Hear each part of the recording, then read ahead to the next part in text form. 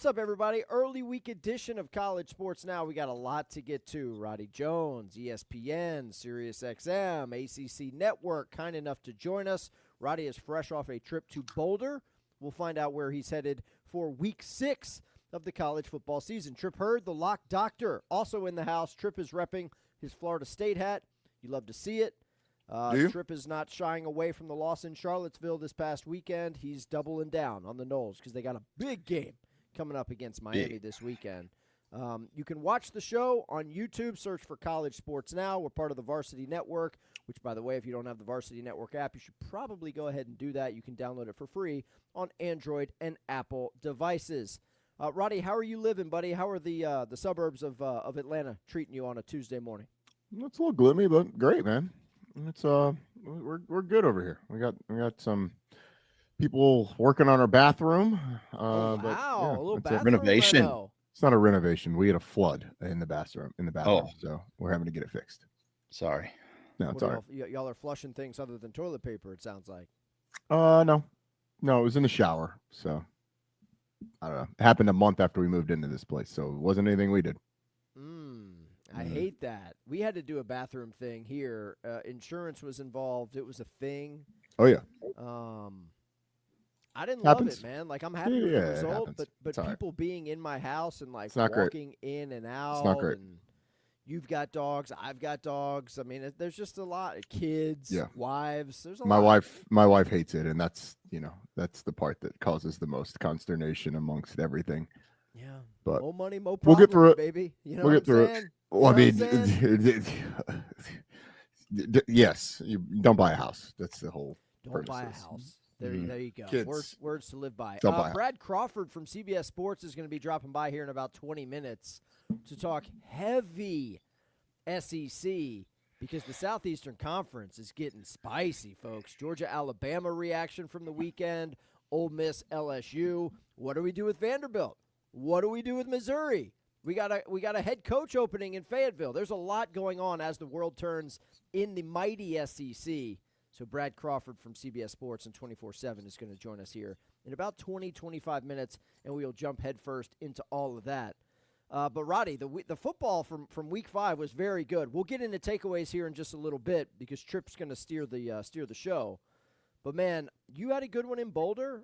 I thought BYU was going to blast Colorado. It didn't happen. They won, did not cover, which affected some of us. But how was your trip, man? What did you think of the Cougs, now ranked in the top 25 this week? Love to see it. They were ranked last week, the Cougs were. Very good. They were the 25th team in the nation. Now they move up. They're a good team. Bear Bachmeier played great in that game. It was the best game he'd played all year, and we've seen half their games in person. Saw him against Stanford too. You're Mr. BYU. I mean, you've got an honorary degree. Yeah, practically. When you start, I don't know if other crews do this. Maybe they do, maybe they don't. But you can sort of project out once you get on a beat. You sort of project out, and you're like, okay, yeah, we're going to see this guy. There's a chance we'll see BYU a lot more down the stretch. Let's just say that with the games they have lining up. Friday night. I thought you were headed back. No, that's Anish in them. Like Anish and that crew do the Friday nights. And so we were actually talking last week about BYU and about just everything they got going on. It's a good team. Can they contend in the Big 12? I don't think they're as good as Texas Tech. Are they as good as everybody else? Maybe. I really like the way they call plays. I don't think they have game breakers on the outside, but they have a good collection of pieces. Little concerned about their inability to run the ball against Colorado, although Colorado does sell out to stop that. And if quarterback run's not a big part of it, then they are generally pretty good. Connor Wigman and Canes King have been the teams that have been the guys that have really, kind of slashed them in the run game. And BYU with Bear Bachmeier has quarterback run, but not in the same way, not in the way that hurts Colorado. It's got to be zone read. It's got to be on the edges. Bear Bachmeier's not doing that. It is downhill stuff. So, but yeah, BYU's good. Colorado's going to struggle this year, I think. They are struggling. They're already struggling. I mean, well, yes, and they're going to. I think overall. I think that's going to continue. Yeah. They just so. they are not as good at a lot of positions. One of them, the quarterback position. I thought Caden Salter actually played well in this game. Mm-hmm. They've got some guys, but they're not as dynamic, certainly as like a Travis Hunter, but they're not even as dynamic as like LaJohntay Western, Jimmy Horn. So that collection is just not as good, and you're not quite as good. You're not as good throwing the ball at the quarterback position, which makes you not as good overall. I think their offensive line has actually improved a little bit. But defensively, they've struggled a little bit in the secondary, which is a little surprising. Although they had some injuries. They were down to a third-string corner in one of the spots, and that cost them a couple times. But, yeah, that's my rundown. Tripp, is my audio any better, buddy? I know you were texting me. I was low. Am I still low? Am I low to you, Roddy? You sound great to me. Okay. How do I sound? Am I low? I thought I was a little low last. No, you sound and normal. look fantastic, man. Phenomenal. Like, whatever you got going on with the skincare game these days, bro. I don't know if you've swapped providers. It's that I don't know thin if air you've up been there. going to in the Boulder. H Mart and getting some of the stuff from South Korea these days, like we have at our place, bro. You look great. Keep it up. Keep it that going. air in Boulder, man, that thing dries you out. Is that what it is? Lips chapped, Really? face ashy. I mean, legs ashy. It's tough. It's hard. But I tell you what, that trip to Boulder was for all of our listeners. If you got a trip, if you got a chance to go to Boulder, go, man. Because like this was probably my favorite trip out there since I've been going out there. Why? What changed? I just got my stuff that I like to do, man. I've discovered stuff. We stayed closer to campus, which was cool. Did you check out one of those dispensaries that we were talking about last week? No, I walked by a couple. I didn't. I bet you did. I walked by a couple, but I didn't. You can't not walk by a couple. They're all over the place out there. I think for the show, I will do some recon next time we go.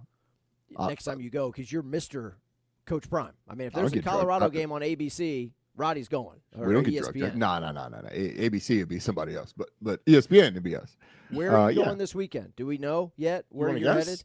Yeah, I know. Okay. Well, hang on now. You each get one guess. Are you going to Nippert? No. That is Roy Philpott. It's going to Nippert Stadium. Is it an SEC game? It is not. This is too many hints. It narrows it down to like 2 games. You're going to Louisville. No.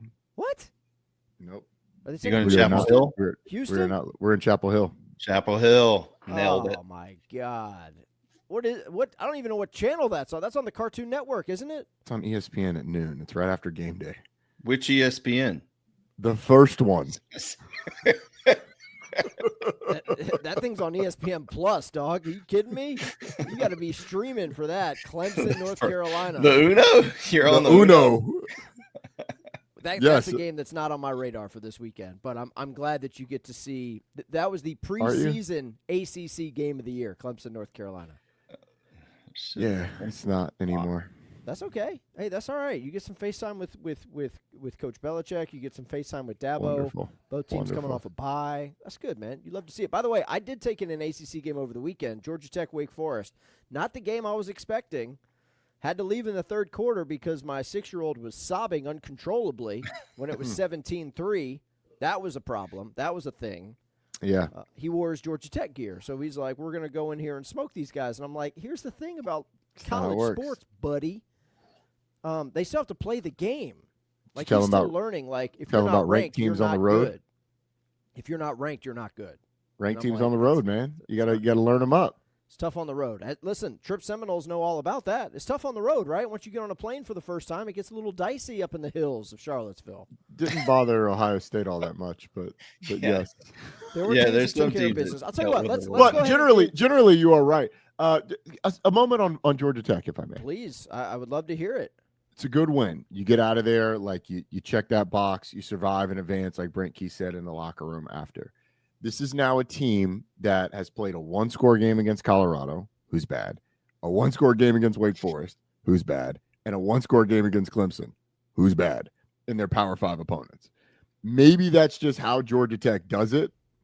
Maybe that's just how Georgia Tech manages to get, like, they just play 1-score games. They're just going to play you close, no matter who you are, except for the group of 5 teams. But the 3 Power 5 teams that they played, none of them teams are good. And Georgia Tech is squeaking by, including an overtime win. Now, 2 of those were on the road, and you talking about, on the road, you don't just stroll into Boulder, you don't just stroll into Winston-Salem. A lot of people are strolling into both of those places. But I'm I'm like more concerned and less concerned about the Jackets than I was like preseason. Maybe this is just what they do, Roddy. We saw TCU do this It's a couple years ago in route to a live. national Yes, championship you are right. game. It's a dangerous way to live, but you are right. Yeah, teams do it. It was ugly, man. It was not a masterpiece. And you got bailed out by the refs. Yeah, I was going to say is that going to make it on the ACC Network Football Podcast? It already did. Talk about that. It already did. Go check it out. Because I know it's. We also talk about the missed call on the Robbie Ashford throw that was called a fumble and then reviewed. We also discussed that one. We also discussed the botched personal foul penalty by the ACC officials at the end of the Pitt West Virginia first half. We also discussed the botched replay in the UConn-Syracuse game. So if you want some deep cuts on officiating mishaps, while the ACC gets heaped with praise because of their access to the replay center, the replay operations center, check out the ACC Network Football Podcast, because while E.J. Manuel will not touch it with a 12-foot pole, your boy's diving right in. I got no problems with that. I love that. The replay thing is good. I do like the replay thing is good. They needed it during the Georgia Tech Wake Forest game. Yeah. Why the hell is that Robbie Ashford thing? Like, how is that not a fumble? It's the tuck rule, except for he couldn't bring it back to his body. You know why? Because as he decided to stop throwing the ball, he got hit. That doesn't mean it's a forward pass. Plus, I also had a guy hit me up and be like, hey, man, that ball also landed behind where it left his hand. So it should have been a backwards lateral, which is another thing. So way to keep people honest, Roddy. I love it, man. Listen, somebody's got to do it. I love it. Yeah, I'll probably get a call, but who are they gonna hire to do it? I'll tell you what, because we got Brad hopping on here in about 15 minutes. Tripp, why don't you jump into some Week 5 takeaways, man? Get us started. Yeah. Okay. We can. I'll start. Can we do this? Maybe a little out of order again, because I think we were the worst thing I saw. I was going to say the officiating, not just with the Georgia Tech Wake thing, because I saw Georgia Tech was down early. I didn't watch the whole game, but when I flipped it back over there in overtime, so I missed the whole lining up offsides thing. But for a guy like me on Friday night watching Florida State, there were some pretty bad calls to start that game. I mean, which ones? So the first one would have been the offensive pass interference on Deuce Robinson, which was that was about as weak as you can get. That's right? Tripp. You got to take off your Florida State glasses. You can't run at the guy with your arm straight and then collision him and then go back to the ball. Like, you can't. Roddy. If Tripp. We need video. We got to bring in video.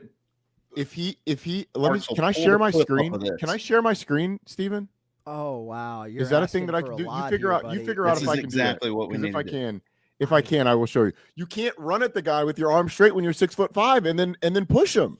Like, you at least have to bring him in and then extend slightly. You can't run at him with his arm straight. You got to take the Florida State glasses off, Tripp. Listen, Tripp. If Roddy does, there is nobody who would call that thing anything other than soft. What? That is the softest offensive pass interference.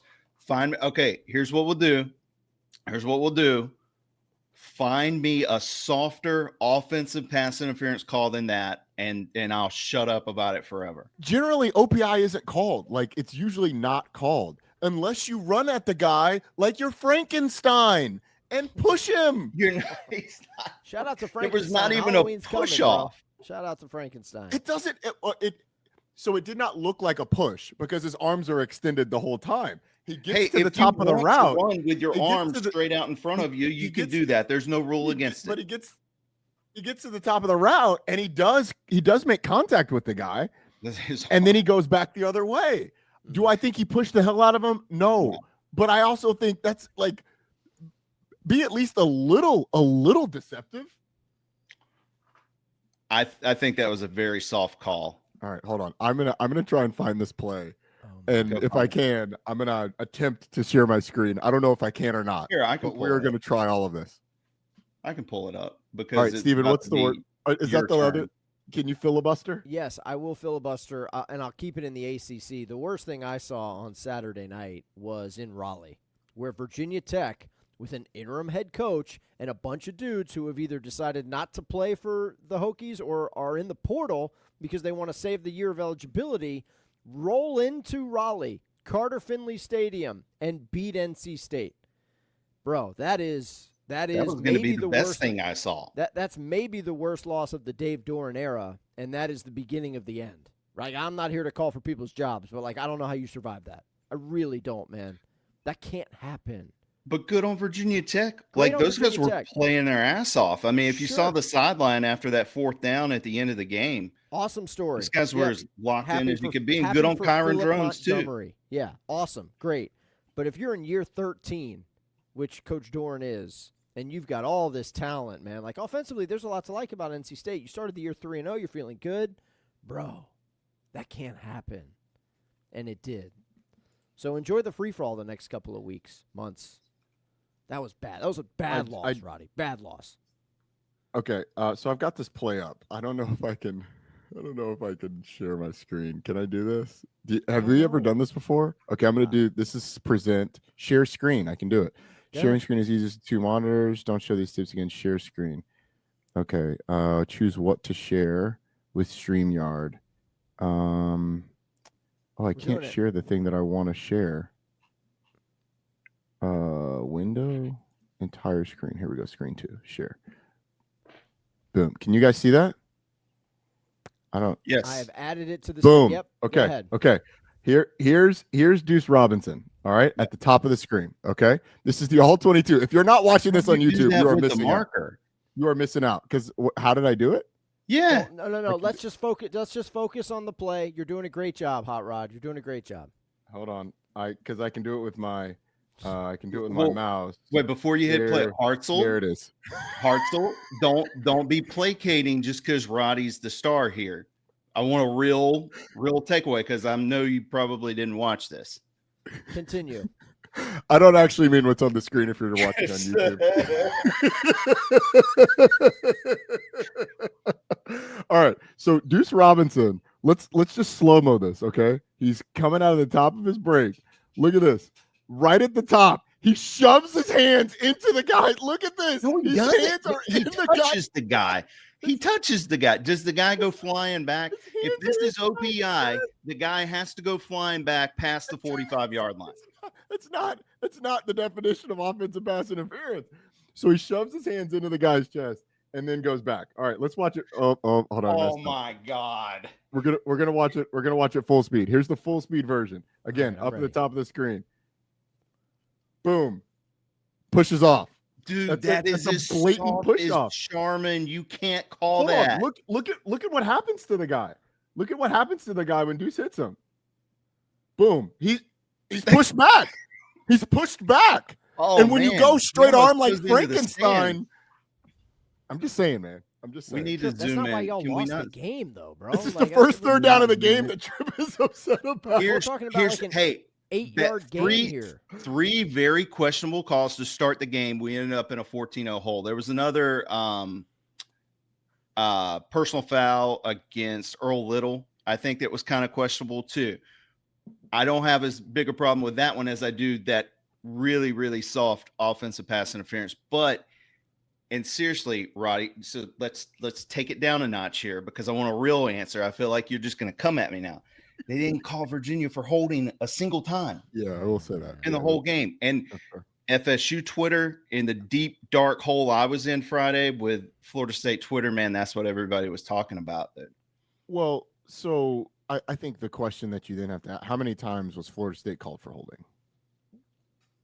The answer we is 0. don't hold, so that's the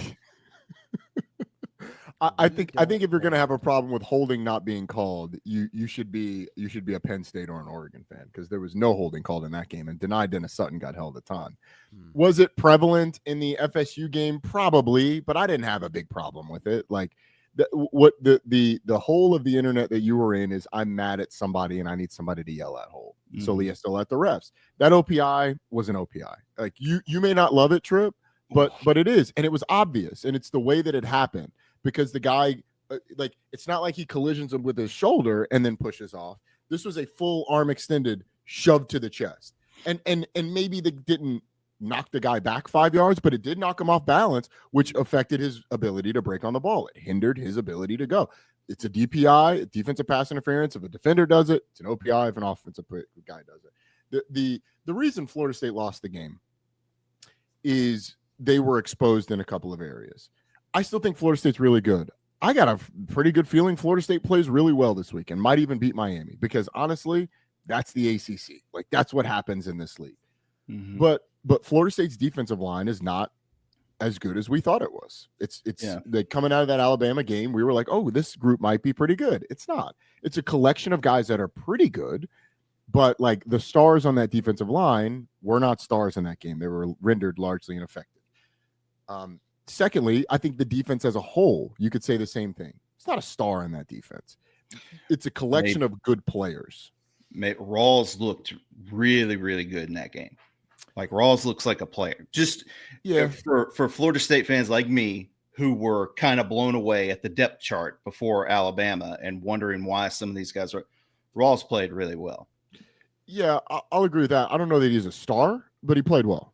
I will agree with that. Like, I think when I think of like a star, like there's not a Jared Verse on this team. There's not a Derwin James on this team. Like there's nobody like that of that caliber on this team. There's not even a Braden Fisk on this team in terms of like disruption and what they cause. And like when you get a scouting report, you're like, all right, I gotta account for that guy.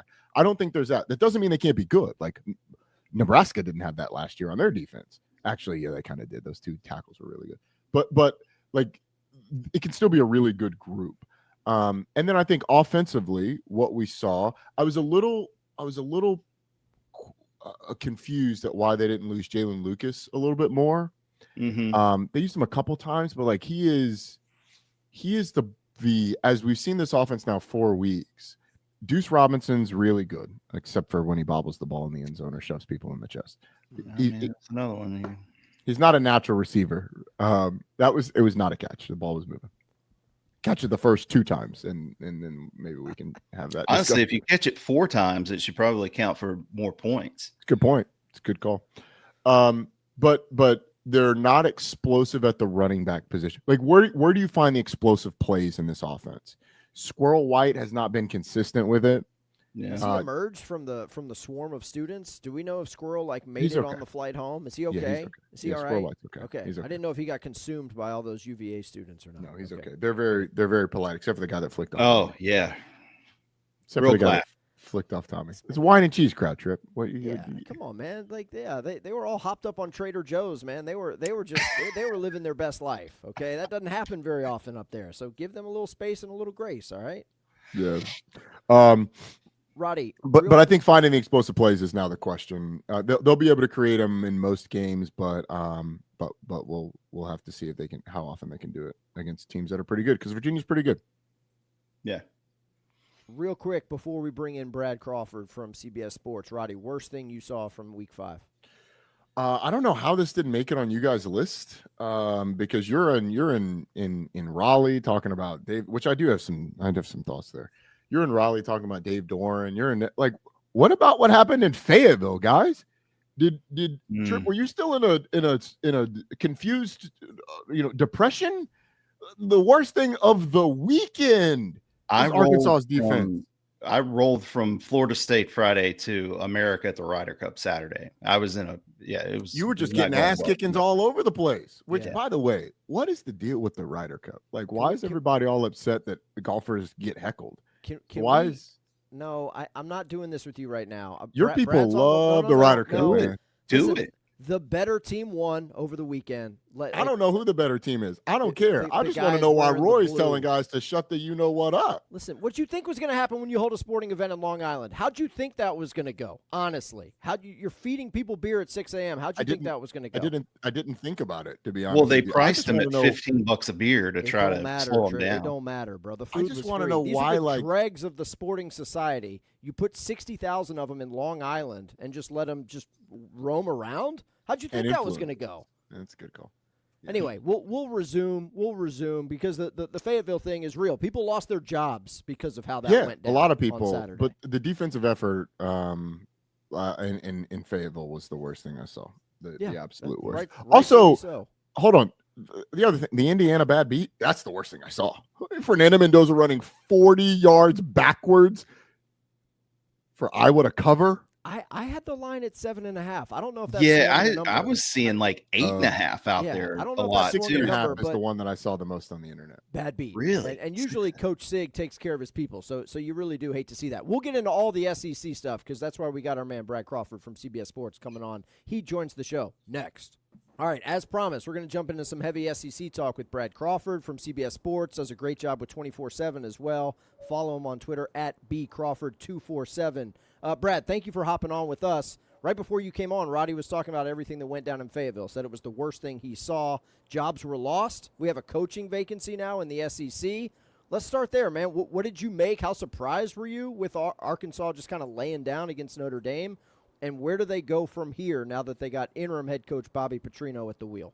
Yeah, after Jeremiah Love was relatively out of the Heisman race the first 3 weeks, Arkansas made him look like the nation's best running back. I mean, Notre Dame got 10, 12 yards to play in that first half, 42 points at halftime. We knew as an SEC media guy that was it for Sam Pittman.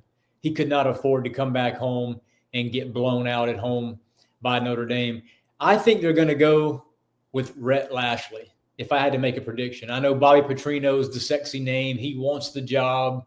They're earmarking money toward, hiring him a staff and that kind of thing. But I think they should just torch everything and go with new blood at the program. Rhett Lashley has wanted the Hogs job for several years now at SMU. So I think they go with Rhett Lashley.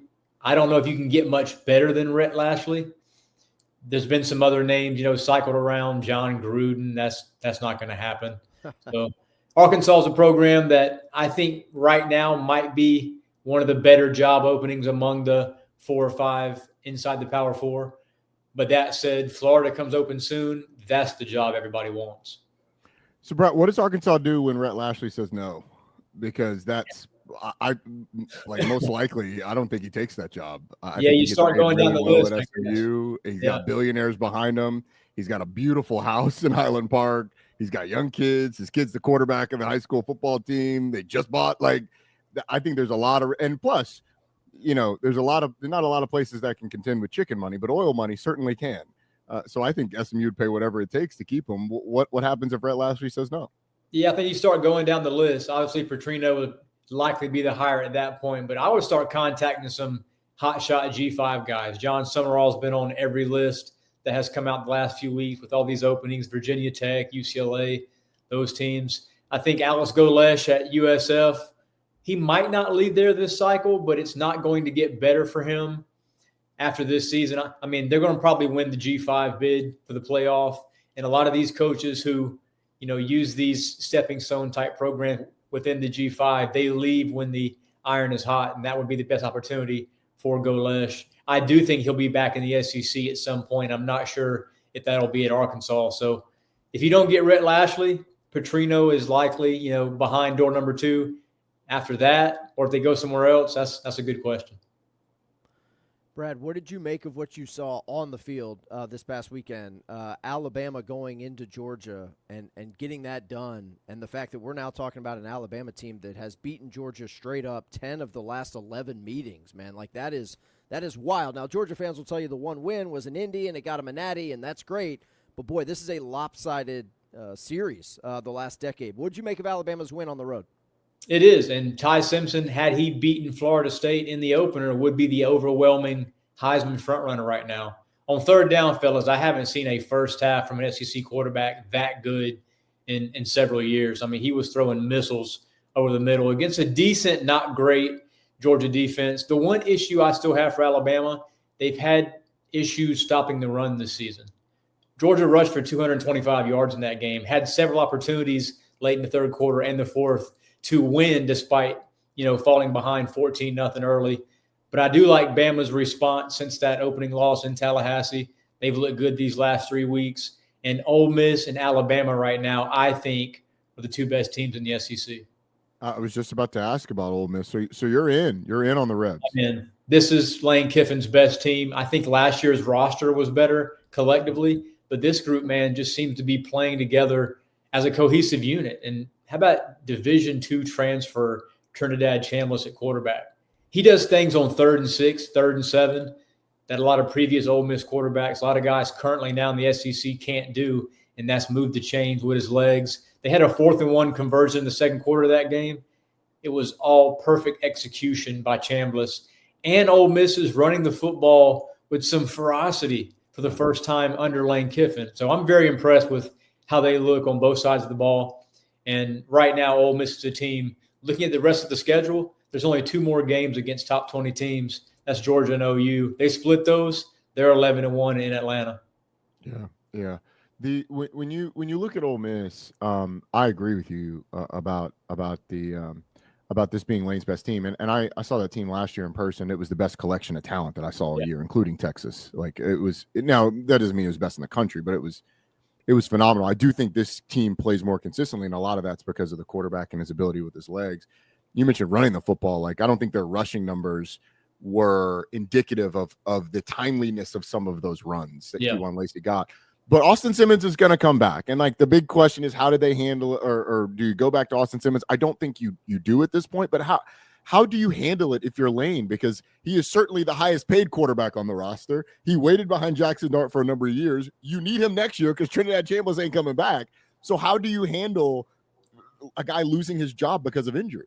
Yeah, we've had several Slack arguments at CBS the last few weeks on which quarterback, if both of them are healthy, would Lane Kiffin go to. I think you go with the hot hand, man. I know Austin Simmons is making more money, and that's the guy the boosters kind of tabbed over the summer as the heir apparent to Jackson Dart. But Chambliss is playing better right now. I think Austin Simmons is more healthy than Lane Kiffin leads on, and that's why we're seeing him play these last 3 games. 3 consecutive starts, 3 consecutive 300-yard games, and he's doing it with his legs as well. So the best version of Ole Miss, I think, is with Trinidad Chambliss at quarterback.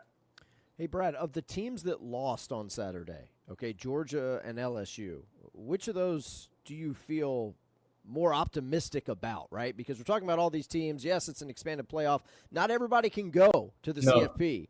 But between Georgia and LSU, like, who do you feel better about moving forward?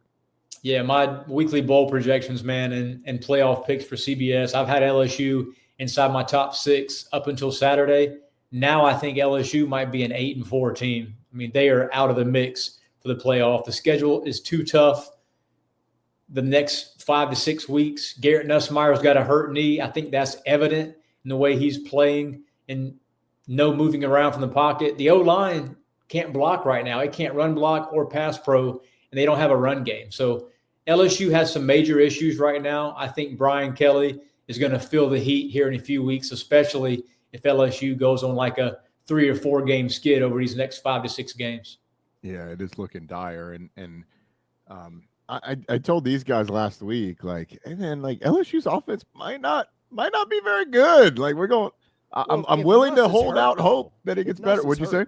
If Nuss is hurt, like you got a banged up quarterback. Like I'm not making excuses, but like he was healthy against Clemson. Like, I mean, well, what is Clemson? I mean, Clemson's 1-3. Clemson held him to 17 points and made that offense look mediocre the way that it looked the rest of the year. Yeah, a lot of us national guys overlooked what replacing 4 starters up front would look like for LSU. Yeah. We just assumed that all the portal signings would be as good as last year's front, but it just hasn't been. Where are you on A&M? They win an ugly one. Mike Elko goes like pseudo Brian Kelly. Like, guys, can we just be happy after a win? What do you make of A&M right now?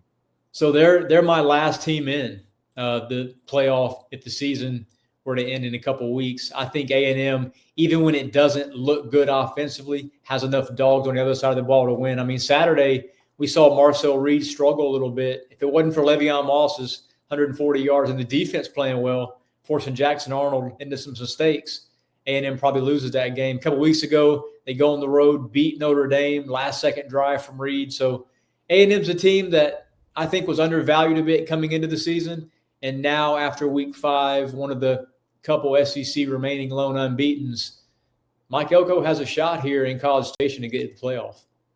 All right, Brad, I'm asking you about Vanderbilt football, and I'm asking you about Vanderbilt football with a straight face because these guys have been a wagon this year, okay? Now you got to go to Tuscaloosa. We know what happened last year in Nashville. You're getting 10 points on the road. Diego Pavia is healthy. This dude has been a monster. I'm asking you, like, can Vandy do the thing on Saturday?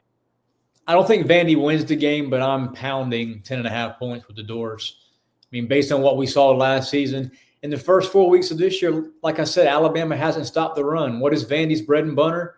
Beating you on 3rd and 5 with some power plays or Pavia getting loose on the outside. And Diego is going into this game wanting to beat Bama for a second straight year. Vanderbilt, fellas, if they win this game, they might leap 8 or 9 spots and get inside the Week 6 top 10, which is just crazy when you think about, how far along this was a couple of years ago under Clark Lee. I mean, this is a team that couldn't win any games in the SEC back-to-back years. Now all of a sudden back-to-back seasons of, some rise. So I think Vanderbilt's a decent team, not a great team, but certainly a squad that could challenge for 8 or 9 wins and get one of the SEC's better bowl games. Yeah, no doubt. And what a legacy that would leave Diego Pavia with it at that school. Yeah. The only SEC game this week right now that has a single-digit spread is Texas, the number 9 team in the country, going to Florida. Arch Manning got his groove back a little bit against Sam Houston State. Florida, obviously, we know what Florida's going through. I don't really know how to couch this game right now. Because I don't think we know what Texas is going to be offensively, what Arch is going to be. What do you make of this game? Yeah, I think you fade bad teams, Roddy. That's always my betting advice. Teams that have, a walking dead head coach like Florida has, I would take Texas here, especially coming off the open date. I think Steve Sarkisian, I wouldn't say he's saved some of the playbook for this game, but let's face it, this is Texas' biggest game since the opener against Ohio State. And it determines if Texas is still going to be a factor in the SEC race or not going into the second half of the season. So Texas has better players. Florida is the least explosive offense among Power 4 teams right now. They're in the hundreds as far as explosive plays, first downs, third down conversions. DJ Lagway is playing hurt, it seems like. 5 picks against LSU a couple weekends ago. He didn't play in the spring. Only had minimal reps in the fall, and we're sort of seeing that. I'm just shocked Florida's this bad. They're a pretty good team defensively, but man, they are averaging 185 yards of total offense against decent teams this year, and they had that home loss against USF. It's all going downhill for Billy Napier, but we did see the writing on the wall this time last year.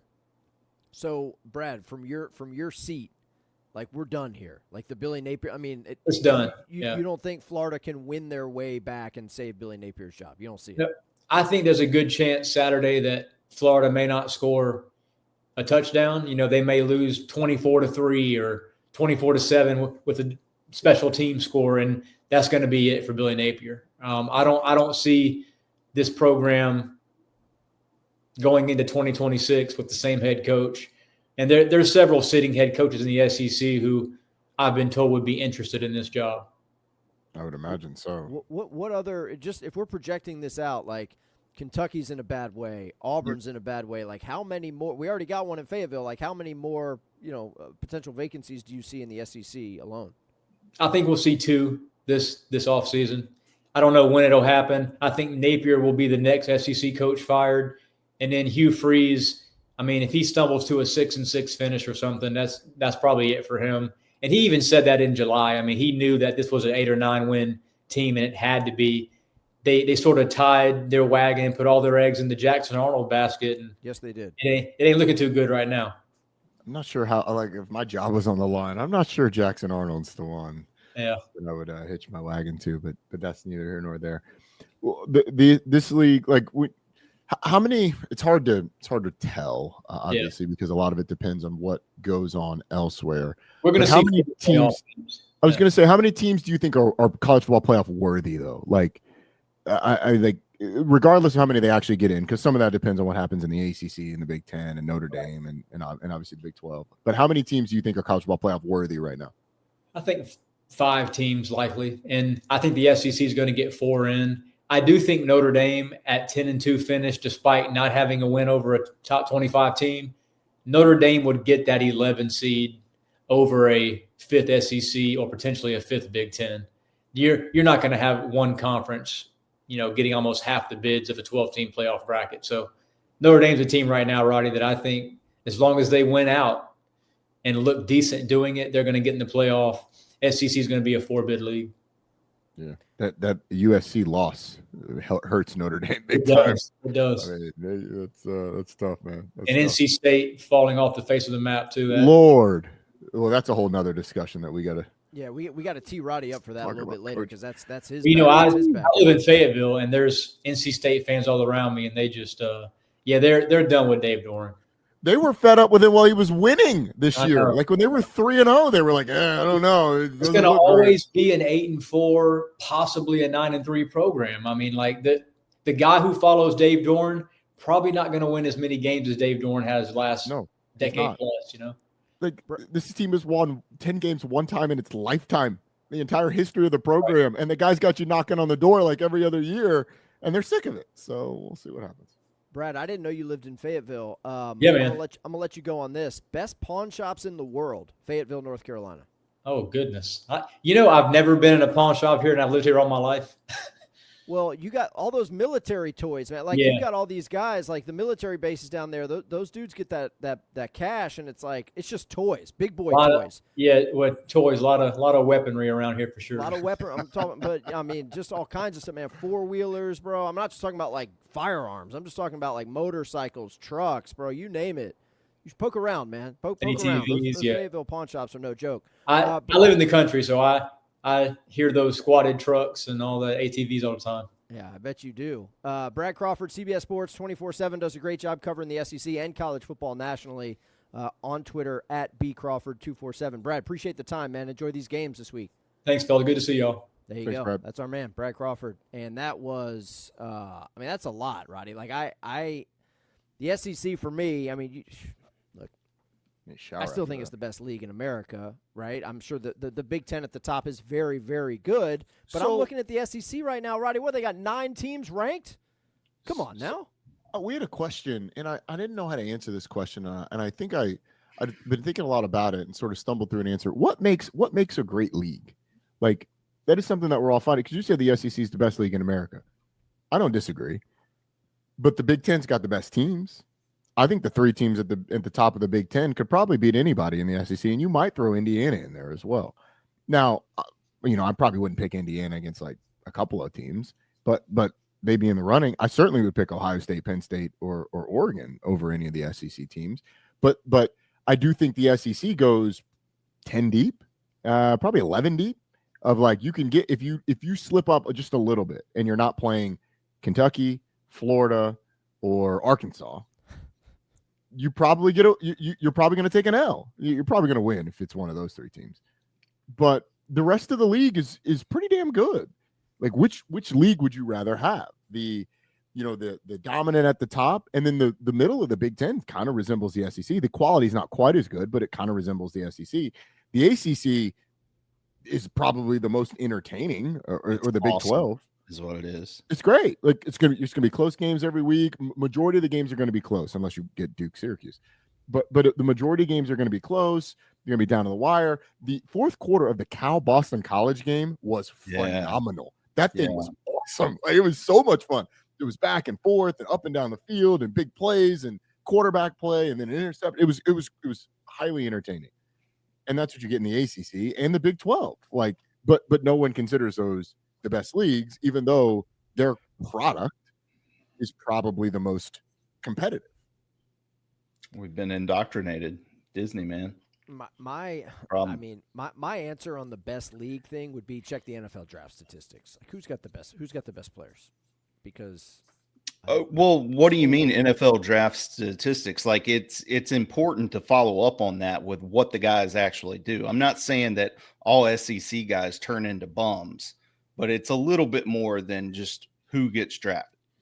I mean, what leagues consistently produce the most NFL talent? Because the talent evaluators on the professional level don't care if it's an SEC. Why does that all the time? why does that make the league the best? Because Ole Miss had a ton of guys drafted last year. Did you enjoy watching Ole Miss play against Florida?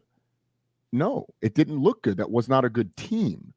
So when you say check the NFL drafts, why does that make that the best league? And honestly, I come at this from a place of like purely exploring mentally now why we consider it that. I think the SEC is the best league for the parity in the league. I just mentioned 11 deep and the environments. Like those are the two things that I think makes the SEC the best. But if a Big Ten person were to come and say, if I want the highest quality teams, you need to come to the Big Ten because we've got the 3 best teams in the country. I can't argue with that. And they've got environments and they've got depth. So I can't argue with that. If you wanted to come to me and say, hey, look, you like the parity of the SEC. Well, what if I raised you 17 deep or not 17, but 16 deep? Although, hell, Stanford's got to win over Boston. Maybe Boston College is number 17. But what if I go? Roddy, what if we go 16 deep? Right. Like you liked 11. What about 16? Well, that sounds fun. Then the Big 12 comes to me and says, well, team that was picked last year in ours, like won the league. Okay. Yeah. So like you can throw, why does the NFL draft stuff make it the best league? I don't. Like would Bryce Young go number 1 overall again? Yeah, I think that's unfair. You know what I'm do. saying? But I think that's unfair to do. The best evaluators out there get it wrong every single year. Like you can't hit them. Bryce Young was a Heisman Trophy winner. Everything. Yeah. I agree with you. I don't know. I don't know about that. And JJ McCarthy too. Like outside of 1 quarter of football this year, JJ McCarthy doesn't look like he's going to be a really good quarterback. Yeah, I mean, you could do that with a lot of people. Like you could do it with Jameis. So like you can pick this apart. You do what with Jameis? Say here. See now, look at what you've done. Jameis should be a starting quarterback in the NFL. He's a 3rd stringer on a bad team. Like he should be. He's a national treasure, and I love Jameis Winston. There are not. Yeah, but here's the thing, Roddy. He's starting on Tripp's franchise. You know what? We're just This is going to go down. Takes over an NFL team. Jameis is QB1. All right, that's all you need to know. Yes. Okay, very good. It's the last quarterback that FSU's put out that's been good in the NFL. That's him. He's the one. That's it. And I do a podcast with EJ Manuel. That's my boy, but like EJ would not be considered a home run 1st round pick. And I love EJ. Like that's my guy. But like objectively, for whatever reason. So my point on all of this is on your side, Tripp, like I don't think we can judge based on NFL production. On your side, Steven, I don't think we can judge a league based on NFL draft. You want to say that like who has the highest quality players? SEC, no doubt. Who has the highest quality teams? It's the Big Ten. And so like what are you looking for when you're talking about like the best conference? Yeah, I'm not losing sleep over the debate either way. Like if you want to come at me with the Big Ten, they have the Ohio State 1, Oregon 2. Like I will not push back on that. They've won the last 2 national championships as a league. Good on them. The other problem with this too, and we're only a couple years into this exercise, is the fact that you have these massive leagues, man. There's gonna be some dregs at the bottom of every league because just based on size, man. Like I'm not gonna be like, well, yeah, the Big Ten's great, but you got UCLA down there weighing you down because the SEC's got a couple, the ACC's got a couple, the Big 12, everybody does. That's what happens when you have 16, 17, 18 teams. The Big 12 actually has some this year. Well, they had it last year too with Oklahoma State, but like they've got their bottom is bigger this year than it was in the past, which I think actually helps them in the grand scheme of things.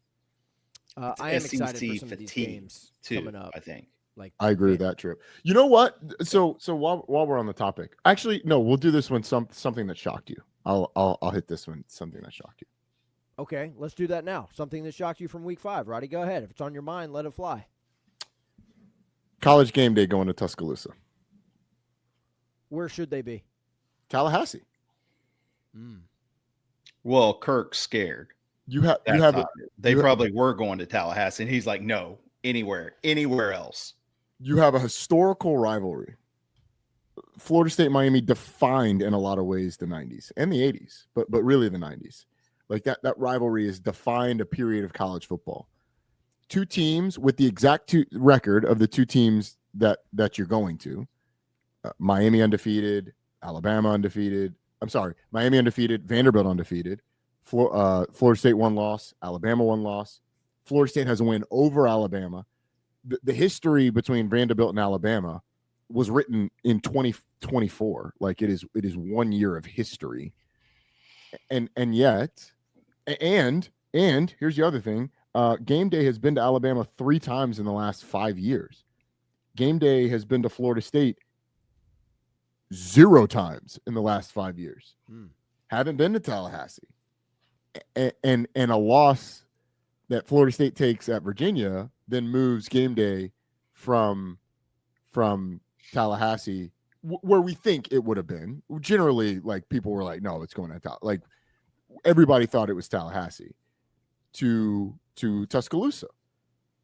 And it's made me ask the question, and look, this is my employer, and I'm not speaking bad about my employer when I say this, but in ACC country, we are like people are always asking me, like, what does the ACC have to do to change the perception? What does the ACC have to do to change the perception? I've arrived at the place, and I sort of did last year, but I really arrived at it this year. That battle has already been lost. There you go. We've had 5 weeks of football now, and I believe 4 of them, if it's not 4, it's 3, have been SEC all day on ABC. So when the higher ups at ESPN are picking games to put on ABC for the most eyeballs, because those games rate way better just because of the nature of TV and ABC, they are picking SEC games by a mile. And a lot of the ACC games that have made it on there have been ones that involve the SEC as well, crossover games. College Gameday. I did a deep dive into College Gameday. Do you know the ACC has as many College Gameday visits over the last 5 years since the start of the 2021 season? So 4 years and 5 weeks. The ACC has as many College Gameday visits as the Pac-12. The Pac-12 hasn't existed for 2 years. And the ACC's 5 are equal to the Pac-12's 5 since the start of the 2021 season. Now, the Big 12 has less if you don't count the Texas visits, but like ACC is fighting, trying to fight this battle.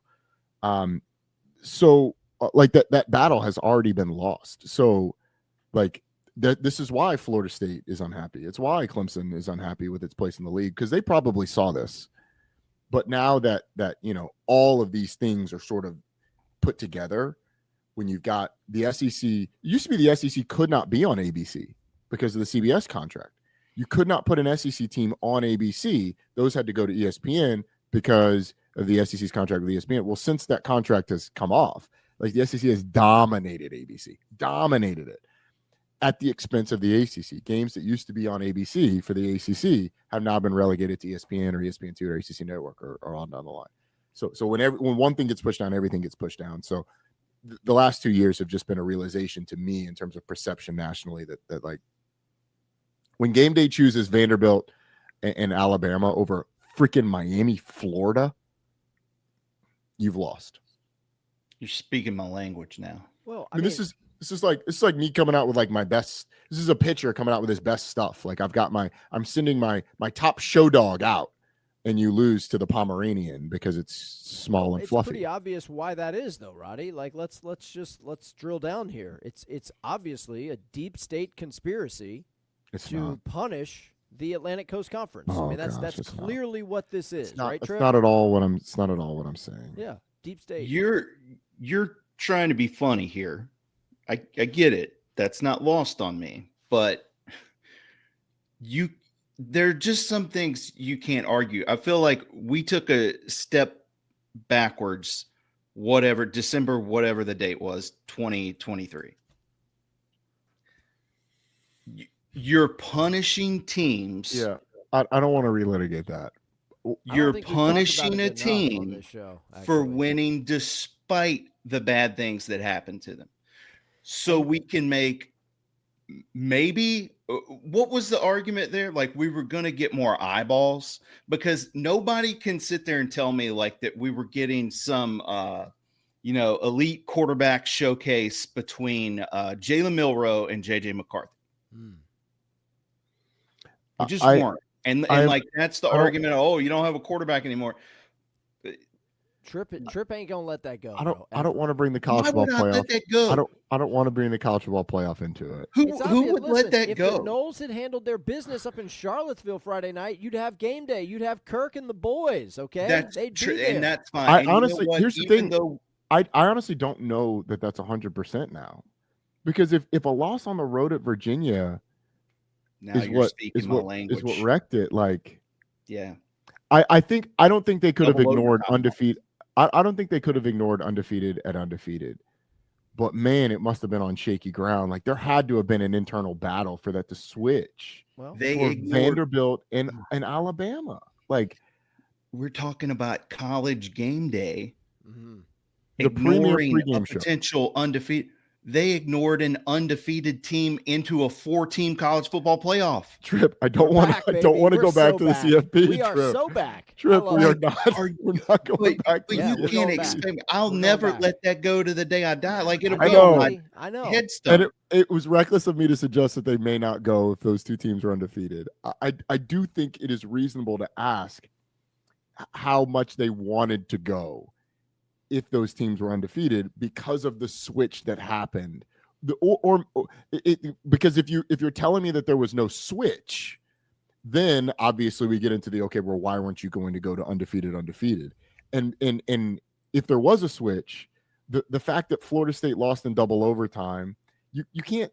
I don't know. Like I just think that there's a meal to be made in Tallahassee, and the meal that you're trying to make in Tuscaloosa is not one that people are going to eat as much. Like Of course. we don't really care about Vanderbilt and Alabama. I care.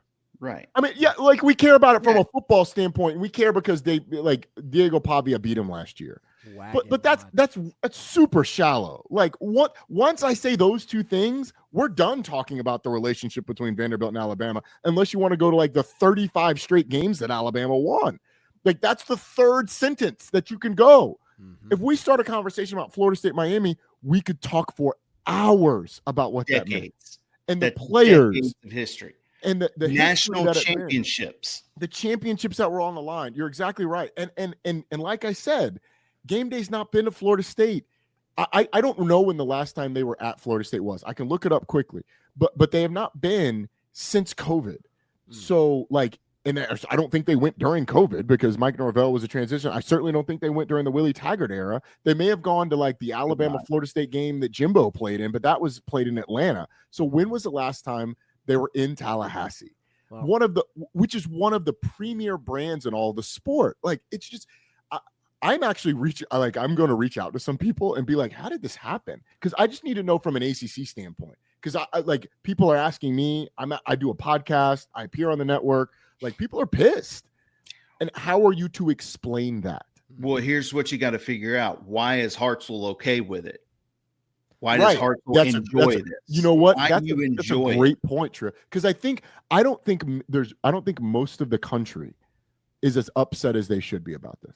And look, I don't really peruse Twitter as much as to like take the temperature, but I have not heard.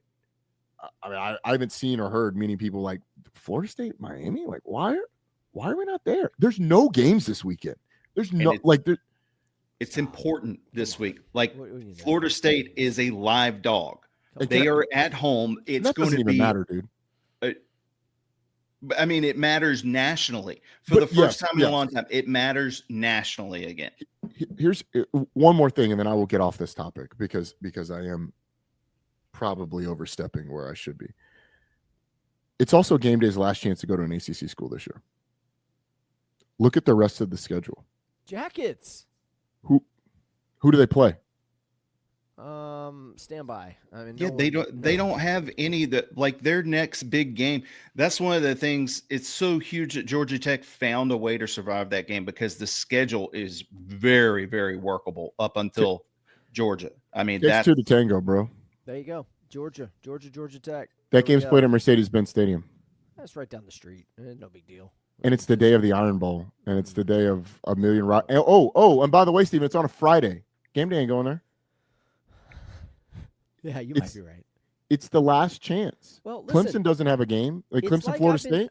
It's like I've been telling y'all for years. Nobody wants to listen to me. One does not simply stroll into Scott Stadium at night All right? That's not how this works. If you had handled your business. Answer the question, Hartzell. If you had handled your. I can't answer the question. It's clearly propaganda, okay? Clearly. Why do you keep thinking you're. Like the frustrating thing for people who are involved in the ACC is that you finally have a week where like you have the game. You finally have a week where like your rivalry can shine through. You have two teams that are nationally relevant, and I get that Florida State just lost in double overtime on the road to a top 25 team now. But you finally have a week where you have like your best and brightest, your best product that you have to offer is offered up. I'm assuming ACC Huddle's going to be there, Roddy. That is correct. Okay. All right. Well, there you go. I mean, come on now. Do not get me started on Big that. joke. It's just a big joke to him. He loves. Loves every yes, second. Because that's equal to game day, certainly. Oh, that's equal to SEC Nation too. Oh, wait, what? SEC Nation did halftime of the ABC games early on in the game before both Laura and Jordan had to jet to somewhere else so they could get to their separate games. It's exactly the same. Exactly the same. So yes, y'all are just like, I get it. I get it. And I'm not even mad about that. But like you making that joke is like, okay, we've hit another thing.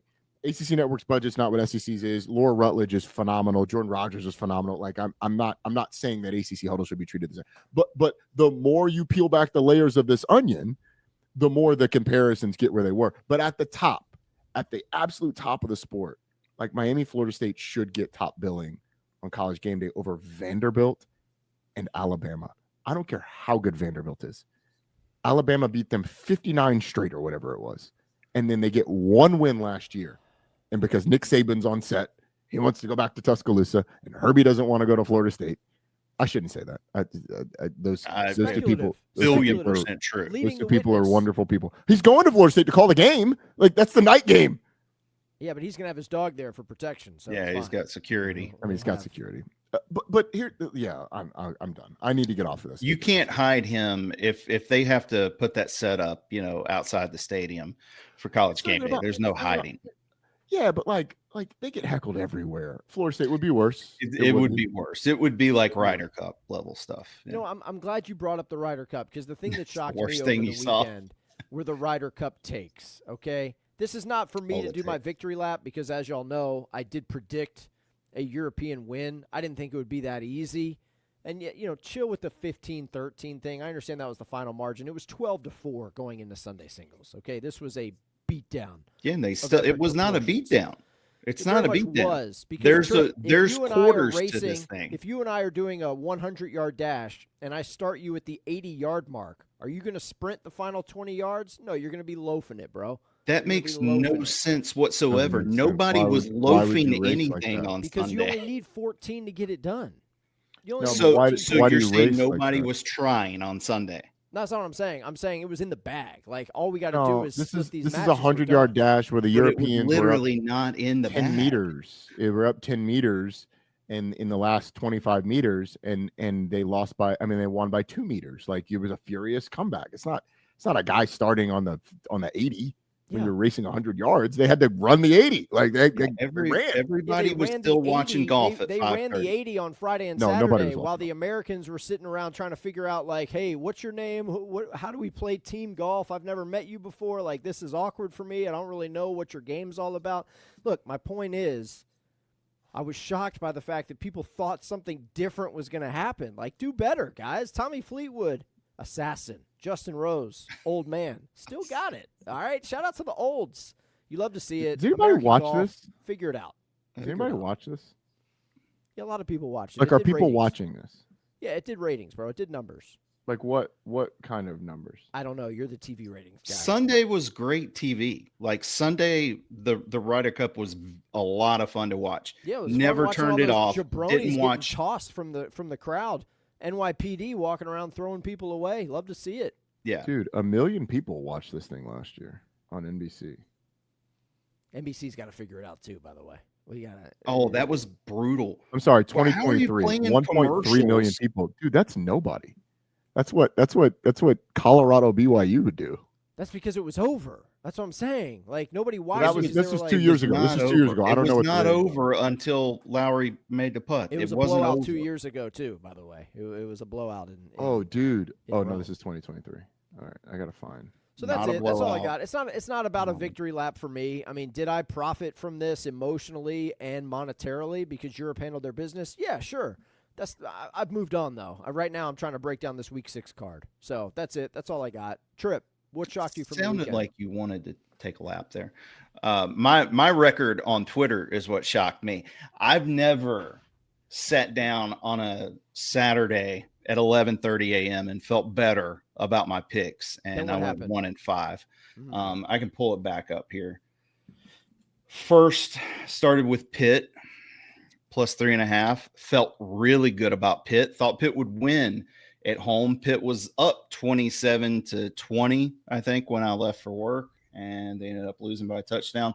Felt really good about LSU.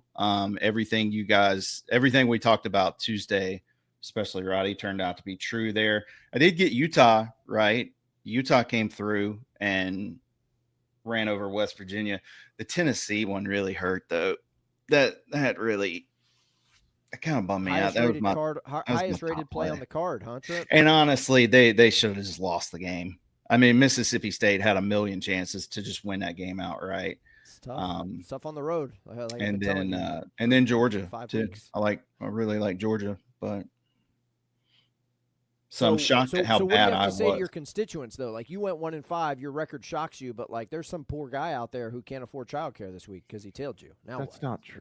Well, yeah, all you've got to do is wait 4 more days, and we'll get you right. Okay, Hang in there. All right. I mean, Rodstra went eat 6 peanut 6, butter by and the way. jelly this week. What do you want me to do? Yeah, saltines and ramen for you, because the lock doctor went 1-5, including his his highest rated play. Tennessee at no point in the game was covering at Mississippi State. Never happened, not even for a little bit. That's tough, dude. That's tough. Look, it's not easy making picks. If it was easy, everybody would do it. That's why Rodstra. The Tennessee Mississippi State one. That one was both. That one was tough. Other than like Tennessee on the road, like I don't know. Mississippi State have been good. Mississippi State's like kind of a good team. Kind of. Yes. Not Even like though all the Jeff way Levy, good. Jeff Levy down there coaching, looking like a frat guy. He's got the rope hat on and the sunglasses, like a and frat Roddy's boy. camera Oh. just disappeared. He gone. Oh dang! He Hold on. gone. I'm actually- This is an all-time YouTube episode for those of you that watch. Rodstra's I'm up been to, screen sharing. His camera just died. It's a tough scene. We should Up do to more of the screen sharing 221 stuff. followers, by the way. How many Sure. followers? We'll get your follow count up. 221. We need to boost that. We need to add a couple zeros to that. Why don't we get you verified, big dog? Oh, why God don't we dang it. start advertising? Although I I can't might do advertise. that. I can't put paid promotion behind a guy who goes 1-5. Monica followed me. Sounds This like weekend. she's a bot. Yeah, it yeah. looks like she's a bot. What is she? Never mind. Don't listen. Whoa, Steven. Whoa. Rodstra went 6-6 over the weekend. We'll get to the Week 6 picks Just like from your Rodstra favorite team. in a little bit. But listen, to your point, Tripp, like Roddy's been coming on here for 6 years, giving picks. It's not easy touting. Like if it was easy, like there'd be more. If I people could out make there the doing it. picks later in the week, I'd be better. Oh, that's the excuse. If you want to swap with like Felder, bro, we can get I you on can't. Fridays. I but you're can't. traveling. I can't. Yeah. No, I know you can't. So listen, we got to make do with what we got. Okay. We're right. going to best thing you saw. Yes, it's time for the best thing that you saw. Roddy, go ahead. You can lead us off. No, Tripp's first. He's the. This is his segment. Well, look, we've kind of talked about so many things at this point. This is probably like the 19th best thing I saw. Sam Levitt got another win. I mean, they were down 17-0. Dubsky. And for a guy who really liked the over 8.5 wins for Arizona State preseason, I needed Sam Levitt to do what he's done the last 2 weeks. Huge wins. I mean, back to back over Baylor and TCU. No kidding. Mazel Those are two tov. really good teams. Congratulations, man. We're still breathing. I'm happy for you. How do we feel about that over, by the way? Do we feel good about that for ASU? At Utah coming up, home to Texas Tech, at Iowa State. November looks pretty manageable, but I don't know, man. You're gonna be sweating that. I don't know about that. You'll be fine. That loss in Starkville really hurt. Nah, you'll be fine. It did hurt, and I mean, it was last play of the game too. But yeah, I think we can get 1, 2. Yeah, we're good. Yeah, we're you're gonna fine. get 5 more. You're fine. You're fine. Roddy, best thing You saw got from week 4. You got 4 no doubters. Man, if we could sneak in one at Utah, that would be nice. What makes you think Really good then? Utah playing teams with a pulse? Like, what makes you feel like that? I mean, it's a tough trip to Salt Lake City, kind of. There you go. It sounds like we like Arizona State because they'll definitely get some points at Utah. I mean, I don't know what to make of Utah. I don't. Like you beat Thank West you. Me Virginia over either. the weekend. Roddy, you might have witnessed the Demolished last West win Virginia. West Virginia's going to have all year. You might have witnessed it. I said it walking out of there. Like, hey man, we just saw West Virginia's high water mark. Yeah, Virginia's but not I mean, I mean, since then they have looked lifeless. So Have you watched Pitt since then too? also They were off for a week, so you they- just had to but watch them last week Tripp's against point, Louisville. They were up 17-0 on Louisville. Another team I don't know what to make of. Louisville, don't know what to make of them. I do. What do you I make know of what them? to They're not good. They're favored by a touchdown against UVA this week. That's fine. It's like they may beat UVA. They might. But Louisville needed 5 turnovers to beat Pitt over the weekend. 5. Pitt fumbled a punt, literally, like the punter fumbled it, and they got it, set him up for a touchdown. They dropped the punt after a guy. Well, they didn't drop the punt. It was kick catch interference, but the guy got pushed in the back into the defender. I mean, into the punt returner. That set Louisville up like inside the 5 for a touchdown. And Louisville had to scratch and claw to win. And Eli Holstein threw 2 picks. And Louisville won the game, but like Pitt had a shot down the stretch after 5 turnovers. Like, I don't know what we've seen out of Louisville that makes us think that they're like, what engenders confidence? I mean, JMU completely just botched everything because of the quarterback situation that they had. And they're shuffling there. Thanks, JMU had that game. JMU dominated up front. Listen, I don't want to relitigate that either, okay? Because that was my take when I talked to you about it, and you were like, they didn't dominate. They were. You put them on wagon watch. No, so apparently no. you do want to relitigate it. No, JMU is one of a handful of teams that is still undefeated against the spread. So we will get to wagon watch here in a little bit. Best So, thing like- I saw from the weekend, or Roddy, you want to go? No, you go. Take your pick. Dante Moore or Julian saying. On Definitely the road, Dante Moore. hostile Definitely Dante Moore. That was the environments, best. turnover-free football. I put Mendoza on this list, similarly on the road, hostile environment, but he did turn the ball over. Dante Moore and Julian Sayin looked great. They looked awesome.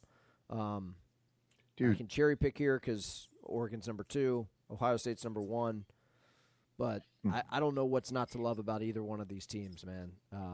Dante Moore looks like a guy who has just been like I mean, we didn't see him for 2 years because when he was at UCLA, they were throwing him out there against teams on the road, and he's throwing pick sixes, and he just never had a chance. He's surrounded by a lot more talent. That's the understatement of the year in Eugene.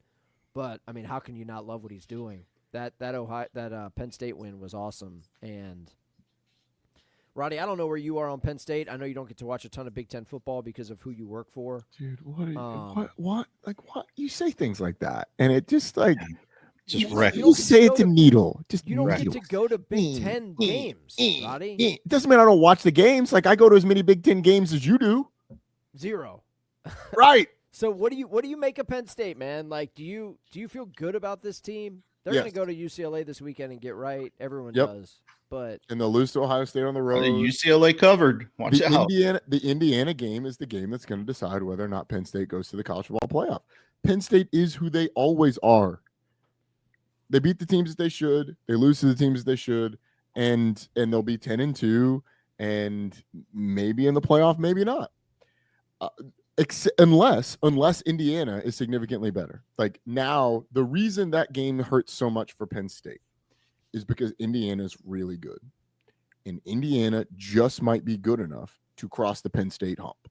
Because Penn State, I mean, if they win on Ohio State, it's the shock of the year. It really is because they don't win those games. right.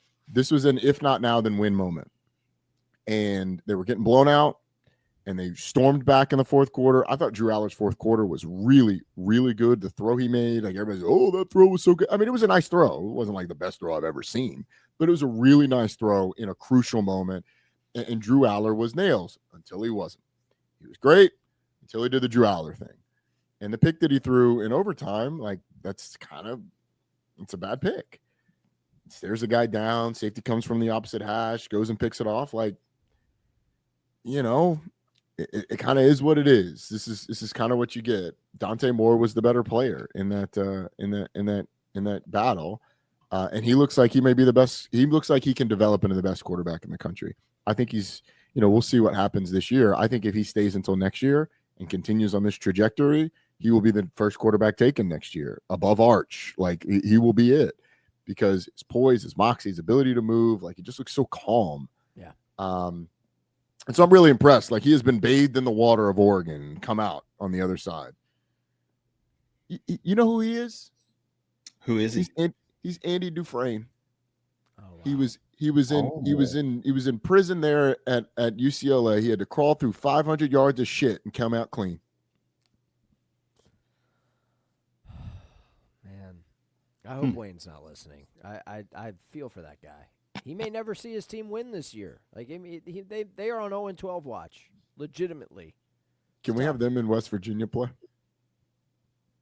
Actually, no. West Virginia got a dub, so never mind. No. Northwestern was it. If you're UCLA, that was it. I mean, because the rest of the way, it's Has UCLA ever gone 0-12? Don't know. Don't care. We've hit our UCLA quota for the day on the football. What was the best thing you saw from Week 5? Well, I thought so. You kind of hit Julian saying I thought Ohio State going out west and kind of dominating that game. Yeah, that was probably the best thing I saw. That place is tough to play, but I think that place is tough to play, and they defensively completely wrecked shop. That defense was really good against Texas. We weren't sure how good it was. I think that defense is really good, and it's probably one of the top few defenses in the country, and maybe the third best defense in the Big Ten, but like one of the top 5 defenses in the country probably. So yeah, man, I thought it was cool. I would say second is the field storm at Scott Stadium. That was cool. You don't get that a whole lot. That was awesome for Tony Elliott. And just the journey, I want to remind people of the journey that Tony Elliott's had to go through at Virginia. Takes the job at Virginia after being very selective at Clemson. Takes the job at Virginia, has 4 offensive linemen who all started at Power 5 schools, transfer out immediately, right after Bronco Mendenhall left. One of them was Olu Olawatimi, who won the Remington Award for the best center in the country at Michigan. And so they had to rebuild that offensive line quickly because he got there late. Remember, in 2020, Clemson was on a college football playoff run and all that, so he got there late, couldn't rebuild it. Had to go through the failed Brennan Armstrong first year and then the second year. And then towards the end of that first year, Lavelle Davis Jr., Devin Chandler, and Deshaun Perry get shot and killed by a former teammate. And so he has to rebuild that. I did their first game after the first home game after the shooting the next year. First game they were at home, I believe it was against JMU. Tony Elliott comes into our coaches meetings on Friday, and he just looks like he's been run over by a car while wearing the weight of the world on his shoulders. We didn't even talk about football. We started we've seen him for years, known Tony Elliott for years because he'd done his games at Clemson and all that. It was just like, man, how are you doing? And just the, it was incredibly emotional for him because that was the first time they were going to honor those players. And it was the first time they were back in the stadium and talked to us about all the firsts that they were going to have to go through that year. Birthdays, 1-year anniversary, first game at home, all those things. So he had to rebuild a program emotionally through the second year he was there. And then obviously you're judged by portal and all, and he's doing it without much support because they're not giving him money. And they had 13 transfers the entire time he'd been there before this season. Well, finally, the athletic director is like, all right, this is a put up or shut up year. We're going to support you. Here's money. Here's the portal. Go for it. And they beat Florida State. So the dude can coach. That staff can coach. Des Kitchings, the offensive coordinator, has done a phenomenal job. John Radzinski, the defensive coordinator, done a phenomenal job. And so that was probably the best thing I saw. Just because I don't know what they have been through, but I have been there at pivotal steps along the way to get a peek into how hard what they have been through is. And it has been hard. And the whole thing has been taxing. And so Tony Elliott deserved to win like that. That's well said. Mhm. You know, the loss to NC State is not a conference loss. And No, it's so not. They're look undefeated at- in conference with a very friendly schedule. Very manageable. No, Very they are not a manageable. contender in the league, but You know, Virginia, I was whining about the officiating early Yes, on you were. because I wasn't happy about it, but I don't think that's why Florida State lost. Like, you're in college football now, you are kind of one portal, you know, you're one good portal away from having a contender. And the thing is, you've got to hit on some of these guys. Like 2023 Florida State, they hit. You know, I mean, it was the second year for Verse, Fisk, all those guys, they hit on Chandler Morris. Chandler Morris is a good quarterback. He's a leader too. I tell you, one of the most telling things in that game, there was a drive where he threw the ball, his hand hit the helmet of one of the FSU guys. Everybody knew he was not throwing the ball. He's grabbing his hand after every play. They ran the ball. And Florida State just couldn't stop them. They were bringing up different fronts, trying to stop the run. They just couldn't stop them. And Chandler Morris also made just a ton of plays with his legs in that game too. I mean, he was really good. the other thing is Virginia brought in 7 transfer offensive linemen. Only 2 of them are available. They've had 5 injuries on the offensive line to guys that were going to play. So that offensive line's performance against Florida State's front becomes even more impressive when you realize that it's like not even the guys that are supposed to be starting. It's Probably explains why they were holding so much. kind of the back end. I mean, There it is. is Virginia the best football program in that state? No. But are they ranked this Yes, week? they And are. are they on the up? Absolutely. 100%. JMU. You know how I feel about Bagging. Louisville. Although Virginia is going to go play Louisville now, so like maybe. Well, they'll I'll probably drop tell them. you what. Here's the interesting thing. Oh well, we can talk about this when we do the look forward. We got but, like, we got Rodstra coming up. If Florida State loses this week, it's really tough to make the ACC championship game because Virginia's got 3 games. You'd have to leave Virginia to lose 3 games, and then you'd have to have Miami lose 3 games to win a tiebreaker over those, so that you're not in a tie because you don't win the tiebreaker. You need Georgia Tech to lose 2 to get in a tiebreaker with them. You need Louisville to lose 2 to get a tiebreaker with them. Certainly possible, but like who knows how the tiebreakers break out. I say all this to say if Florida State loses this week, who's going to be in the ACC championship game? Because for the majority of the season, we thought, it's going to be Florida State, it's going to be Miami. But if Florida State loses, now it opens up the door for Georgia Tech, Virginia, Louisville to lose 2 games and still have the possibility of getting in. If Virginia loses 2 games, they're in over Florida State because they're the tiebreaker. Mm-hmm. So like, who goes to the ACC championship game? It's fascinating. I'm gonna say this, and you're gonna laugh at me, and you should, kind of. Florida State loses this week. It brings Clemson a half step closer. They still have got issues, but Syracuse ain't gonna win it. Like Syracuse has already got one. Syracuse is gonna go 4-4 in conference, maybe. Georgia Tech will likely not lose 3 games in conference, which Clemson would need them to. But it is not impossible. Yeah. I'm not going to laugh at you, but I am going to dismiss that theory because I mean, Clemson doesn't look like they can win the rest of their games, but like Clemson has not shown a pulse on offense, and I don't. You know what? Maybe North Carolina's the get right game. We've been saying that Clemson's had get right games since the LSU defeat. They've had spurts of a pulse, like they had a quarter against Georgia Tech where they look good, but man, I don't know, Brady. I'm not seeing it. Miami and Georgia Tech are your front runners for Charlotte. That's the answer. I know you don't want to admit that because you want to hedge. They You want are. to pick against Tech every week. No, I agree with you. I'm not gonna doubt that. Georgia Tech's not getting undefeated through that conference, and you know they got Virginia Tech. They get a week off, then they got Virginia Tech. Virginia Tech has looked better. I mean, they certainly will be favored over Virginia Tech. Where's the loss? At Duke? Dude, okay. You say where's the loss?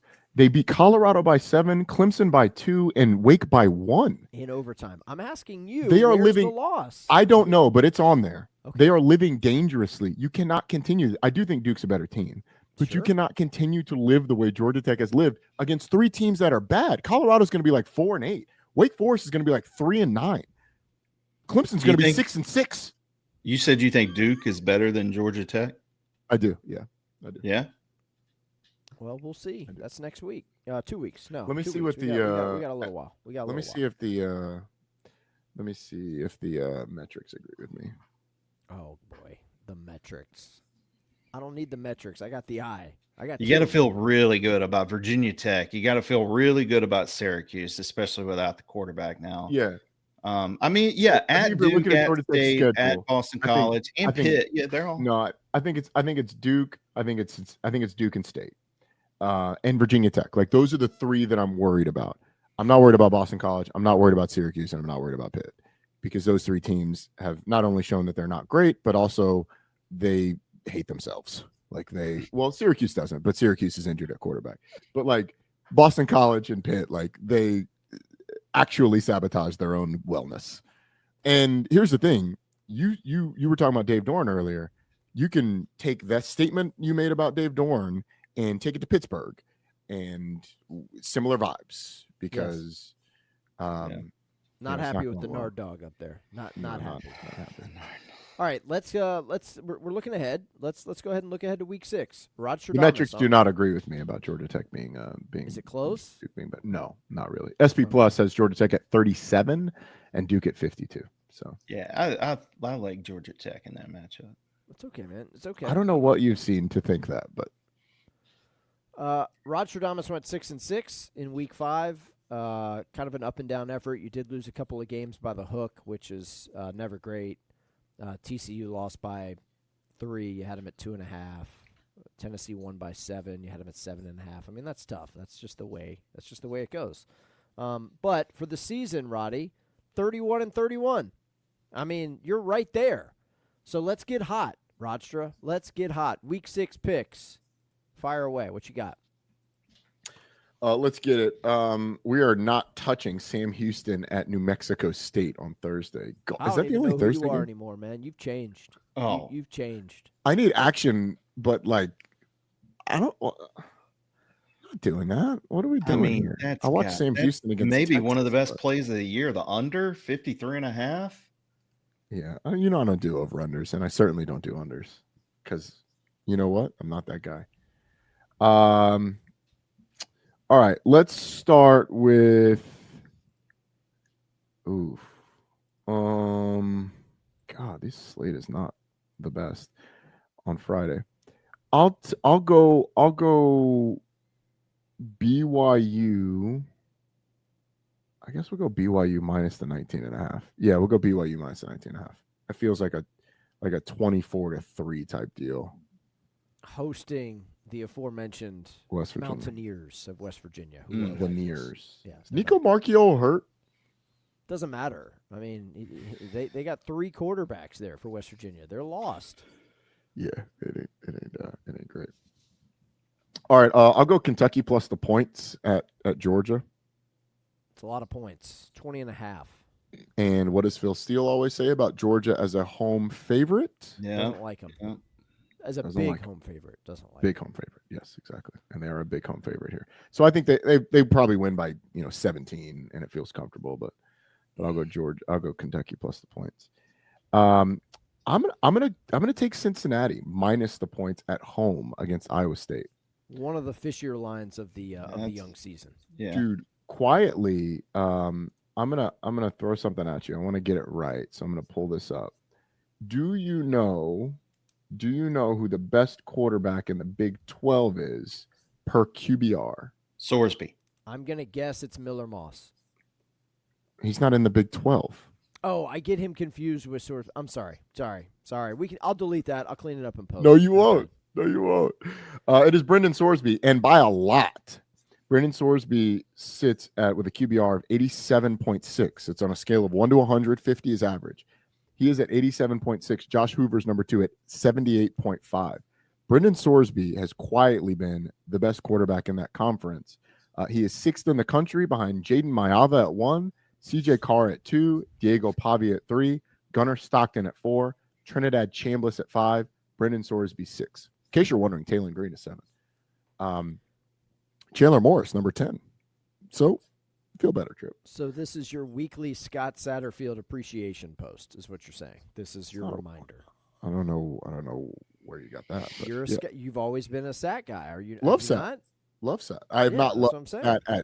at Cincinnati, but I do think if Nebraska and Cincinnati played again, I'm not sure you get the same result. I mean, that game was 50-50. It came down to the final 2 minutes of that game. So. But I think Cincinnati has improved to a level where I think Cincinnati wins that game probably 7 times out of 10 now, instead of 50-50. I think Cincinnati's pretty good, and I think they win. And also, this is how the Big 12 works. So I'll take Cincinnati.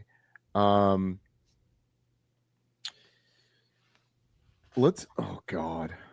I just talked about how much Boston College and Pitt hate themselves, and they play each other. Don't do it. You don't have to pick this game. You don't have to. Give me Baylor minus the 6.5 at home against K-State. Yeah. K-State got that dub though. They did. It's good for them. UCF was a popular pick last week. Well, they were coming off of the UNC game, and I think you have to look at how good UNC is this year. I can't pick the UNC Clemson game, but like UNC's been a rough watch. Let's get the after saying I don't do over-unders, let's get the Navy Air Force under. Yeah, that's a big number. 50.5. Navy's been kind of a wagon this year, though. Navy Rice under. Rice lock. I mean, Navy hasn't been a wagon, have they? They rolled a grain this past weekend. Rolled them. Did they roll them? I didn't see any of that game. It was 21-13. Yeah, they didn't come close to covering. Rice scored late. It was 24-7 or 24-6 for most of the game. It's okay. It's fine. They only scored 21. It was 21-3 in the fourth quarter with 10 minutes left. 14-3. Yeah, I mean, they controlled the game. Yeah.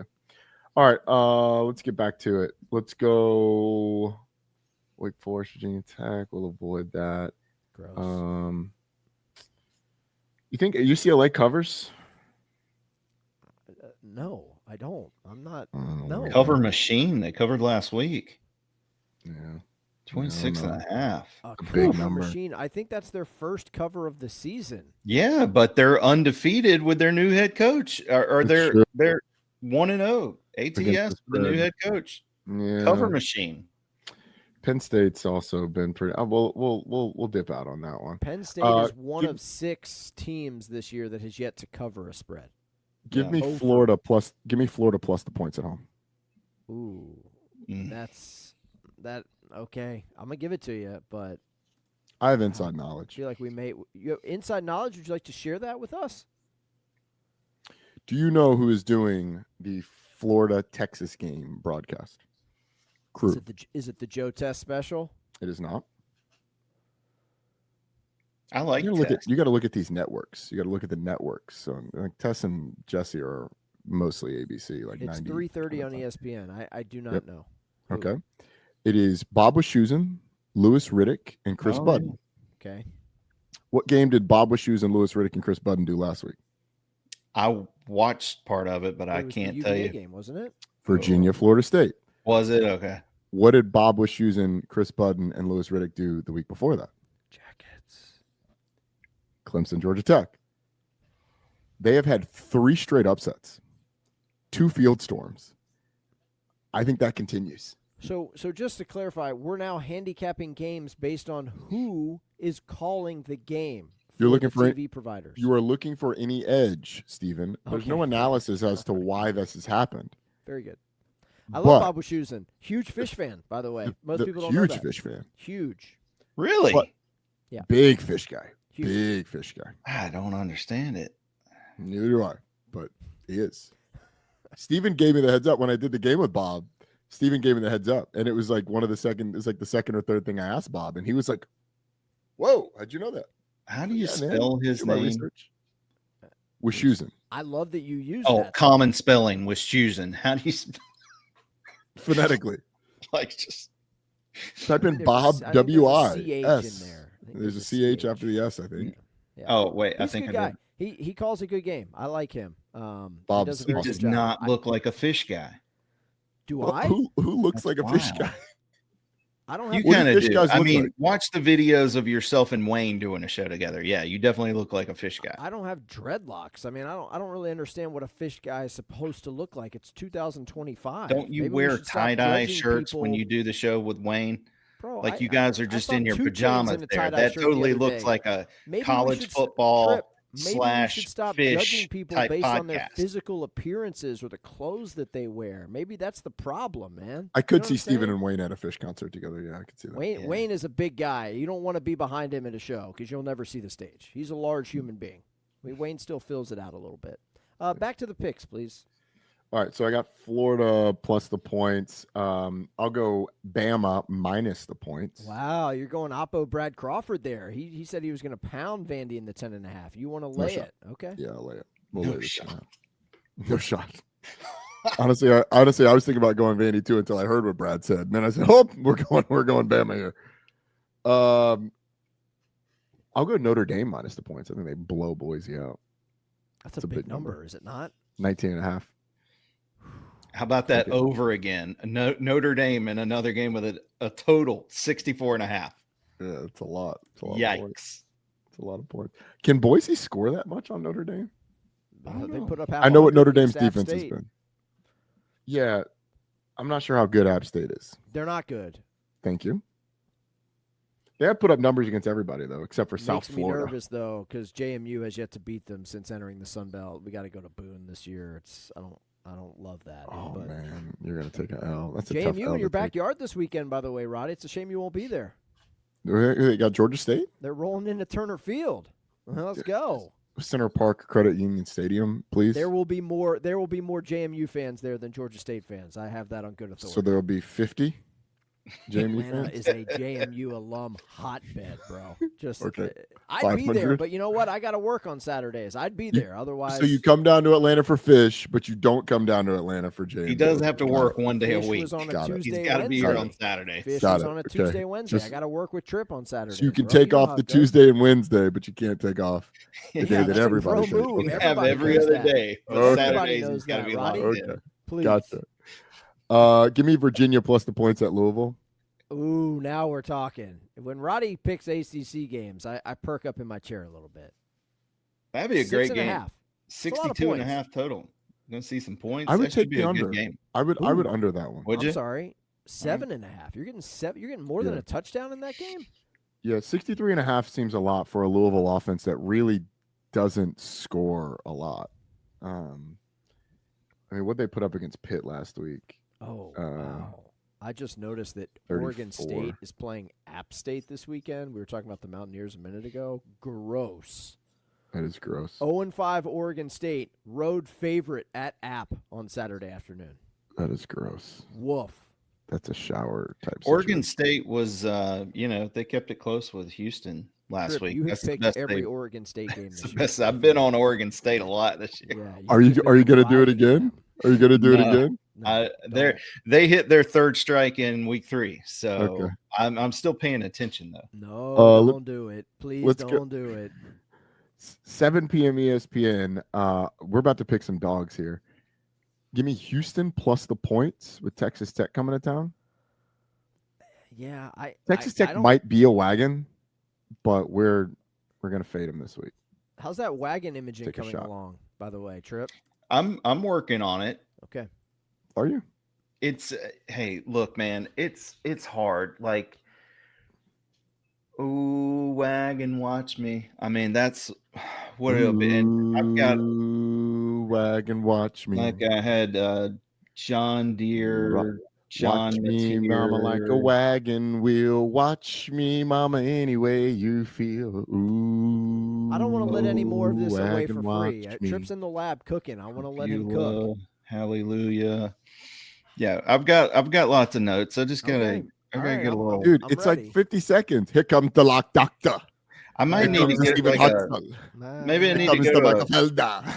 Fish concert and get a Hey, little isn't that inspired. cash? Yeah, maybe. Get All right, inspired. Some all links. right. Get a little micro dose. You want me to make I'll- you a tape? Come to me. I'll make you a mixtape, buddy. You want a tape? I'll make you a tape. I'll write the rag and watch for you, Tripp. I'll write it. Unbelievable, dude. I'll do it today. I I'll like do it. I okay. like Houston plus double digits. I do like that. That's a Do you- good spot. Yeah, thank you.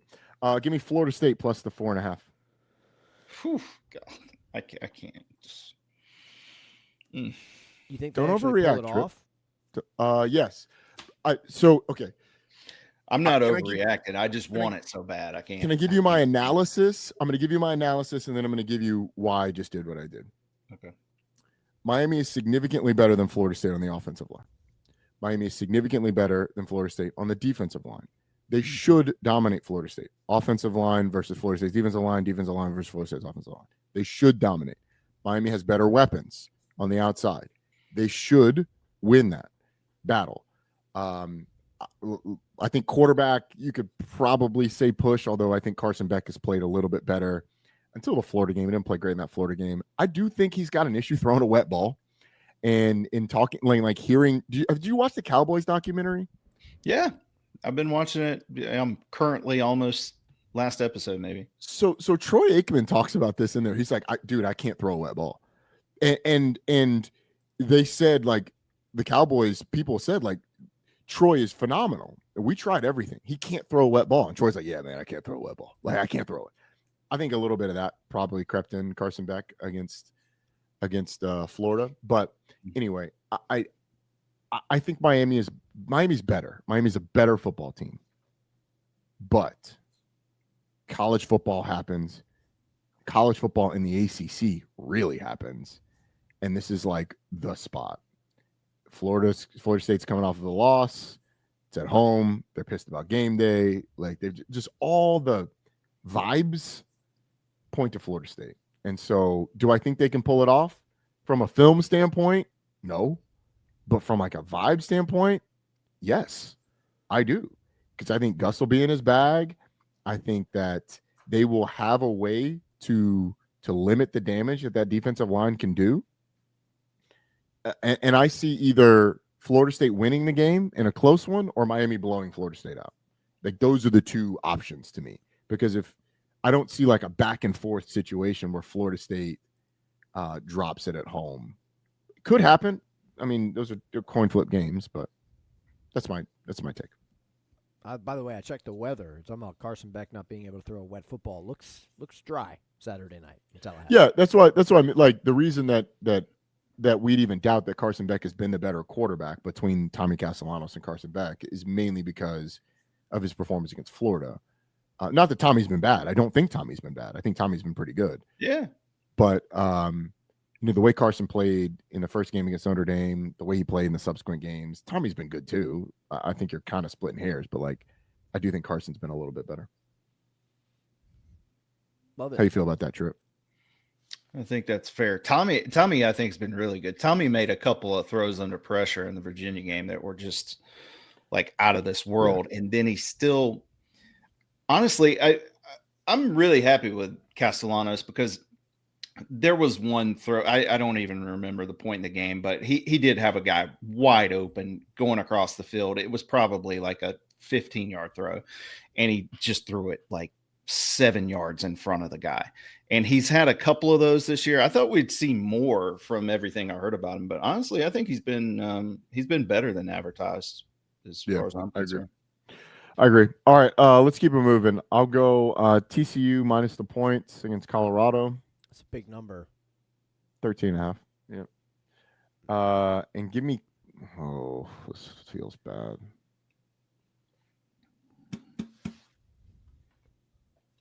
Don't force it now. Good. You're at a dozen. You're at a 12-piece right now. Duke's a 2.5 point favorite on the road at Cal. Mm-hmm. Mm-hmm. It's a 10:30 body clock time kick for Duke. Yeah. Cal's good enough to beat you.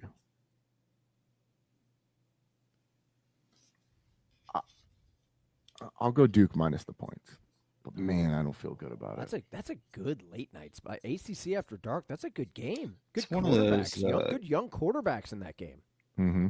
Mensa, I feel like that's JKS. one of Wilcox picks though. Like, he's really good as a Dog. He covers spreads. Never good as a He really favorite. does. I wonder what Kyle's record is for 10:30 kicks out there. Sounds like I a do wonder research that. project. Maybe you can get one of your ACC network minions to run that out for you, Roddy. I don't have minions. Come on, man. You don't? If you were like, hey, Do I you got need a stats one? project, can you help Are you guys me with this? hiring? You need one? Oh, I mean, You need a I can be a bodyguard? part-time I'd video. die for you. Unbelievable. So there you go. Rodstra on the record with a 13-pack of picks Baker's dozen. That's too for many. week 6. We're In going a, over in a 500 week where there are quote-unquote are dog games. There's There no aren't games, but good there's always games. lines, man. There's always Roddy lines. still produces 13 picks against the spread. You absolutely love to see it. Where are you headed to again this week? Remind me. Chapel Hill, man. Chapel Is Bill. that a drive for you? You riding dirty on 85? Dude, absolutely not. What are you talking about? That's like right up the road for you, man. 6 hours. Yeah, but you get paid mileage. It's a chunky 6. It's not about the money. It's about me sitting in a car for 6 hours. Bro, you can Driving listen to the up there. Blitz. Are you kidding me? Like I'm you not know how driving many back more for 6 games you'd be able hours. to ingest and take in if you did it that way instead of the way you're doing it now? Where The you're way in I do it now is I'm going to catch let's see, games at noon. I'm going to catch like a 5:30 flight home. Be sitting at home by 7 o'clock. no 8 o'clock. way, man. No way. Hartsfield, you got to get picked up. You got car service. You got like all that. You're not going to get home till about 9:30, 10 o'clock, dude. Dude, I will send you a picture at 8:15 when I'm walking into my house. Ain't no way. I will be No way. I will be seated by the second quarter, seated in the basement by the second quarter of Florida State Miami. Picks or it didn't happen. Okay? Picks or it didn't happen. By the I way, haven't we even did have booked my one of flight yet. Let me tell you. we had let one me of tell our you what flight. listeners, by the way, chime in. They said that we're getting jobbed on CSN because we're not getting the same background that you put out on the Worldwide Leader. I didn't know Oh, you that had is true. multiple. I didn't know Yeah, you that had is multiple accurate. backgrounds. It's the I same don't know place. So here's the thing. Like, Why it's do the we same get the JV place. treatment here? Well, the camera's just let me see. Oh, that's what it's all Camera's about. The just- angles here. Here for that for Uh-huh. those. Uh-huh. And you see the Are you bookshelf. sleeveless right now? No, I got sleeves on. I can't. Well, he's figure- I doing. got sleeves. He's just. Oh, filling the out other arm sleeves. looks like it's a cutoff. Yeah, but this is the background that they get over here. I'm sitting like this. Okay. It's the same thing. It's just a different angle. So we have clarified that for our listener who was kind of offended on our behalf that we're in like the guest bedroom when ESPN No. gets the main stage. So, like, there's a camera right here that Yes, I use for the sir. ESPN stuff, Yes, sir. and so like that, and there's a computer that over there that I use for that stuff. That's a different computer. That next, you know what? I can do the show from there next time. We can do it that way. I mean, I'll do that since we're getting complaints. I mean, Although it wasn't a I complaint, can't- it was more of an observation. I can't share my screen because now that I know that I can do that and pull up film, like we're gonna become. I packed can't with wait clips now. because this time next week, Tripp's going to be pissed off about an offensive pass interference penalty that Florida State got called It on was that swung soft. the game. It was soft. Come Roddy on. will share his screen and explain to Tripp why he needs to chill out because those are the rules of football. You know, rules matter. That Roddy, was safe good. travels. Good job. Safe travels up to the Triangle. Okay, I know it's a Thanks. short flight, but enjoy North Carolina. Tripp, anything that you'd like to add before we get out of here? Yeah, you had some pretty egregious stuff on Wagon Watch there. Memphis, Louisiana Tech's lost a game by whatever. Louisiana Tech is perfect against the spread. That's Yeah, why but they're there's on there. I think we're trying to define a wagon. I It's don't my think they can Wagon be a Watch. wagon. I'll define it any way I would like. And when you come up with the segment, you can define it any way you would like. If you Memphis- want Come up some with a segment. imaging, if you want a song, watch your tone. Okay, very good. At Locks of the Dock on Twitter, for those of you that want to follow Still Tripp. show Thursday live, Yeah, 11 Phil Steele a.m. show. Fade or Why don't follow. we do this show live? Fade or follow. We can do our show live next week. I'm good with that. I need you to sign a waiver to make sure that you're okay with that. You might need to run it by your agents. You're the high maintenance one in the group, Roddy. So I just That need is your true. approval. What do you guys know who all is undefeated against the spread this year? Yes, I do, and I can do it without reading anything off a screen. Mississippi State, Texas Tech, Memphis, JMU, and La Tech, all perfect against the spread. Not according to the information that I have. What do you have? Utah State, Louisiana Tech, Memphis, and Mississippi State. JMU is perfect against the spread. Oh, JMU as well. Sorry. I need Thank to you. search by Thank percentage. you. Sorry, that's my bad. Put some Add JMU respect. to that. Put Add some JMU respect to that. on And my Texas alma Tech. mater. What's more fun Utah are State, the teams, Louisiana Tech, Memphis. the teams that have not yet that are covered defeated? spread. Because there's some heavy hitters on there. Penn State, Clemson, Georgia, SMU, Georgia State, Clemson, Technically, Louisiana SMU, Tech Penn is the State, best against the Georgia, spread. and Sam Houston. Yeah. Louisiana Tech is covered by the most of any team in the country. Wagon. The Fighting they- Kyle but they That's Jasper. correct. lost. Second, They Vanderbilt. lost. Also a wagon. Although Yeah, it's that Jasper. wagon may bust We'll a put him wheel in a on the way wagon into category Tuscaloosa. for him. All right, we got to get out of here. I did not plan on doing a 2-hour show with you boys. I love you, but we have work to do. Tripp, we got hockey this weekend. We got a Gonzaga basketball exhibition. We got a lot of stuff. Wait, we I thought actually you were have to taking do. a day Raising off us in the to go kennel. see another band. Yeah. Okay, I took one show off in 6 years, and I get absolutely unbelievable, man. Just absolutely I unnecessary. mean, it's you and the psychedelics down here at Chastain. Chastain on a Wednesday. Wow, if you know about Chastain, you can bring anything into that place. Unbelievable, yeah. Me and Bob Wischusen just noodling around Alpharetta. Lakewood Amphitheater. Happy You hour. and Lakewood. you at Lakewood. Bro, What does Lakewood is noodling mean? it's like a form of dancing. We got to get out of here. Thanks to Brad Crawford That's from what you do when CBS you're on Sports, shrooms. I thought that's when you were I'm gonna like get on shrooms catching and we're fish gonna with noodle. your hand. for Roddy, and I'll noodle. You know Noodle. what? I'll noodle next Noodle. week. I will noodle on the Noodle. show next week. If that's what you want to see, I'll Just I'll don't do it. canoodle.